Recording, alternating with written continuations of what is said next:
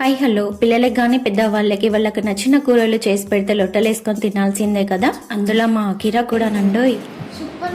ఇంతకీ నేనేం చేశాను అనుకుంటున్నారు? పప్పు చేశాను. అది ఎలా చేయాలో చూద్దామా. ఫస్ట్ మనకు కావాల్సినంత పప్పును తీసుకొని ఒక 3 minutes ఫ్రై చేసేసుకొని 1-2 సార్లు కడిగేసుకొని తగినన్ని వాటర్ పోసుకొని పసుపు జీలకర్ర వేసేసుకొని స్టవ్ మీద కుక్కర్ పెట్టేసుకొని 3 విజిల్స్ వచ్చేంత వరకు కుక్ చేసుకుంటే సరిపోతుంది.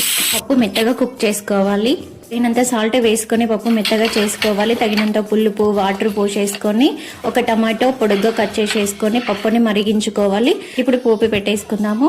ఒక ప్యాన్ తీసుకొని తగినంత ఆయిల్ వేసుకొని జీలకర్ర ఆవాలు వెల్లుల్లి ఎండుమిర్చి తగినన్ని వేసేసుకొని పచ్చిమిర్చి కూడా వేసుకోవాలి. మనం కారం వేయట్లేదు కాబట్టి కరివేపాకు పసుపు వేసేసుకొని మంచిగా ఫ్రై చేసేసుకొని మరుగుతున్నలో వేసేసుకొని లాస్ట్లో కొంచెం కొత్తిమీరతో గార్లిష్ చేసుకొని స్టవ్ ఆఫ్ చేసేసి ఆనియన్ పొడుగ్గా కట్ చేసుకొని వేసుకుంటే చాలా టేస్టీగా ఉంటుంది. అంతే, ఎంతో టేస్టీ పప్పు రెడీ అయిపోతుంది. వేడివేడి అన్నంలో పప్పు వేసుకొని నెయ్యి వేసుకొని ఆమ్లెట్ నంచుకొని తింటే సూపర్ గా ఉంటుంది. కంపల్సరీగా ట్రై చేయండి. అక్కి లంచ్ రెడీ.